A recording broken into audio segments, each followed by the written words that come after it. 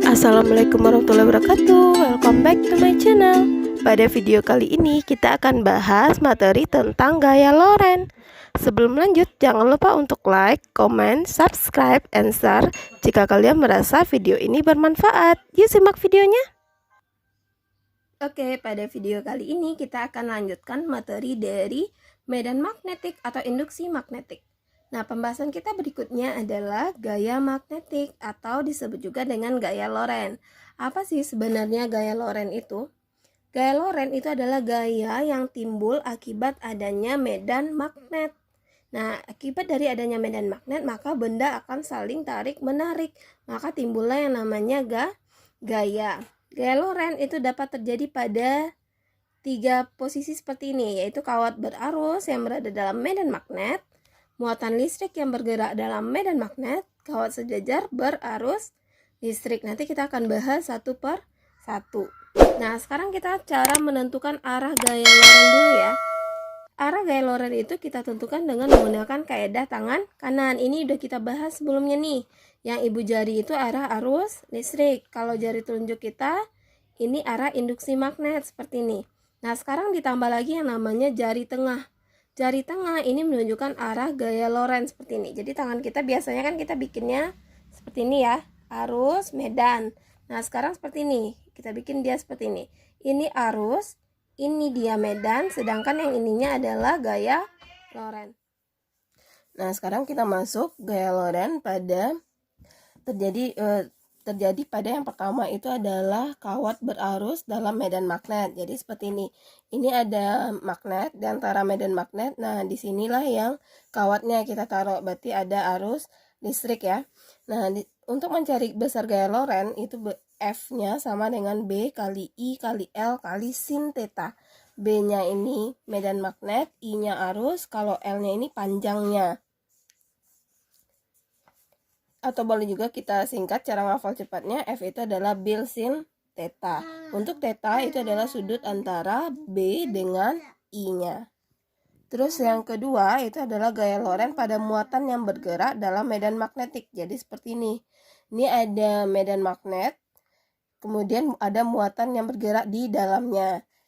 Gimana caranya? Untuk mencari gaya Loren itu bisa kita gunakan persamaan F itu sama dengan B kali Q kali V kali sin theta. B Q V sin theta. B-nya medan magnet, Q-nya muatan, V-nya kecepatan. Ini sin theta sudut antara B dengan V. Nah, ada ketentuan di sini untuk menentukan arah kecepatan. Kita bisa menggunakan menggunakan tanda pada muatan. Jadi kalau misalnya muatannya itu negatif, maka arah V itu akan berlawanan dengan arah arus, arah I. Sedangkan kalau muatannya positif, maka arah V itu akan searah dengan I. Jadi untuk menentukan arah V, arah kecepatan ini biasanya di soal selalu keluar menentukan arah kecepatan. Kita lihat itu berdasarkan muatannya, apakah muatannya negatif atau positif. Kalau negatif berarti V berlawanan I, kalau I-nya positif berarti V searah dengan I-nya. Nah, terus kita lanjut. Ini jika sudut antara B dengan V itu adalah 90 derajat, maka lintasan muatannya berbentuk lingkaran sehingga besar gaya Lorennya itu akan sama dengan gaya sentripetal. Nah, gaya Loren ini kita bikin sama dengan sentripetal. Kalau gaya Lorennya tadi kan BQ V sin theta. Sedangkan gaya sentripetal kita tahu itu adalah mv kuadrat per R.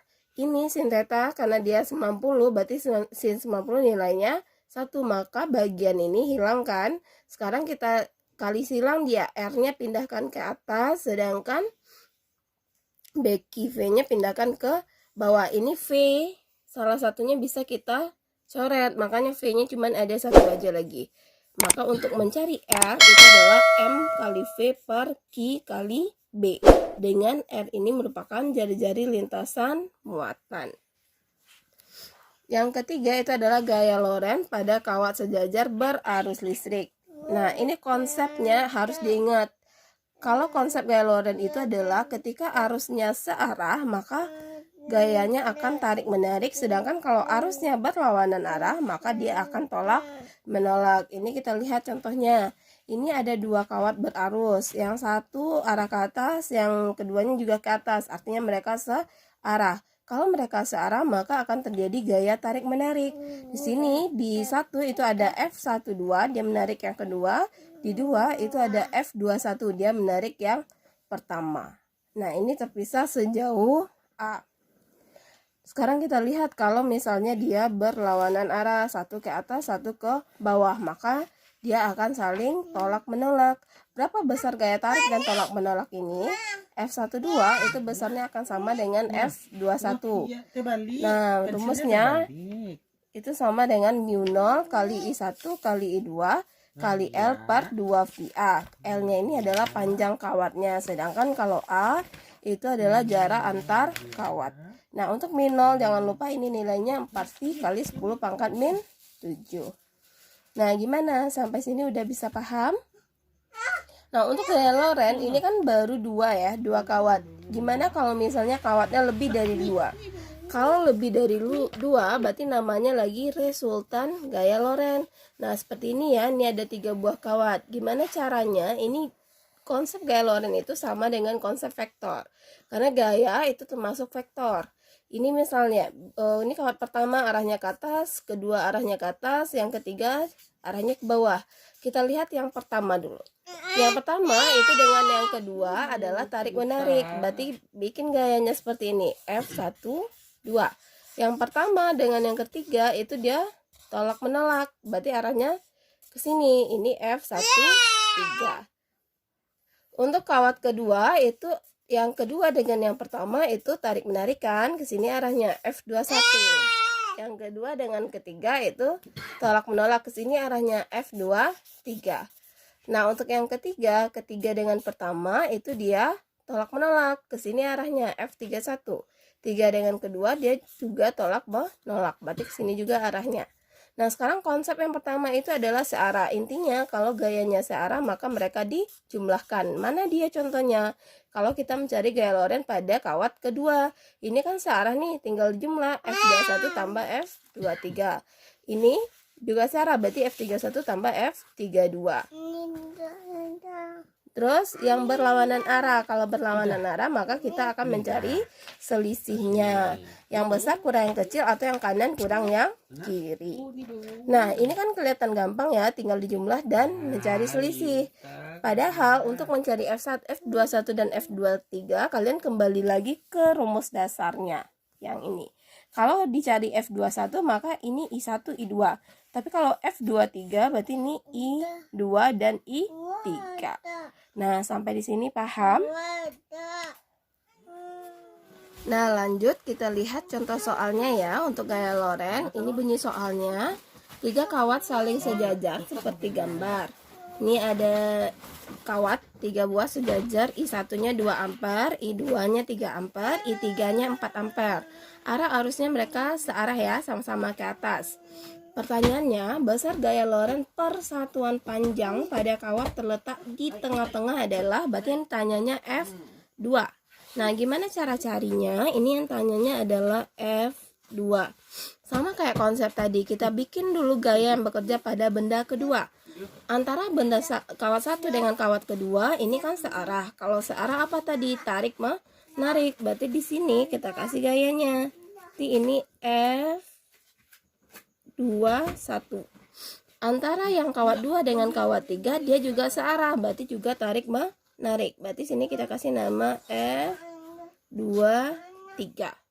Nah, gimana cara carinya? Cari F2. Ini kita lihat ternyata mereka berlawanan arah. Kalau berlawanan arah diapakan tadi? Cari selisihnya. Berarti untuk mencari F2 itu sama dengan kita ambil aja yang kanan kurang yang kiri. Berarti ini F23 dikurang dengan F21. Nah, pertanyaan soal itu kan dia gaya Lorentz per satuan panjang kan? Berarti udah F2 per L. Maka di sini kita tinggal masukkan untuk rumusnya itu adalah mu0 dikali dengan I1 kali I2, jangan kali L lagi karena L-nya udah kita pindahkan ke bagian bawah, per 2VA. Ini 23 berarti ini 2 dan 3 dikurang dengan mu0 dikali I2 kali I1 per 2VA. Seperti ini. Nah, sekarang kita masukkan angkanya. Berarti yang min 0 itu kan 4V kali 10 min 7 kali I2-nya. I2-nya 2, I3-nya 4 per. Dia kan 2 dengan 3 ya. 2 dengan 3 itu jaraknya adalah I2-nya itu 3. Oh, I2-nya 3 ya. Ini 4. Nah, 2 dengan 3 itu jaraknya 6 cm. Kita jadikan ke dalam meter. Berarti ini 2V dikali 6 kali 10 min 2 dikurang 4V kali 10 min 7 dikali I2. I2-nya 3, I1-nya 2 per 2V kali jarak mereka. Jaraknya 4 cm. Berarti 4 cm kita bikin 4 kali 10 min 2. Kita selesaikan, ini bisa dihilangkan dapat 2, ini dihilangkan dapat 2. Kemudian ini bisa kita hilangkan juga dapat 2, ini dihilangkan lagi habis. Ini dihilangkan min 2 dengan min 7, ini bisa min 5, tinggal angka 4. Gampang ya. Berarti ini jadinya 4 kali 10 pangkat min 5 dikurang bagian yang ini 2 dengan ini sisa 2 yang ini dengan ini habis, sisa 3 terus ini dengan ini sisa min 5, berarti kali 10 min 5. 4 kurang 3 berarti 1 kali 10 min 5. Nah, satuannya berarti Newton per meter. Kenapa? Karena dia gaya per satuan panjang. Nah, sampai di sini paham? Jangan lupa untuk tetap like, comment, subscribe, and share jika kalian merasa video ini bermanfaat. Terima kasih.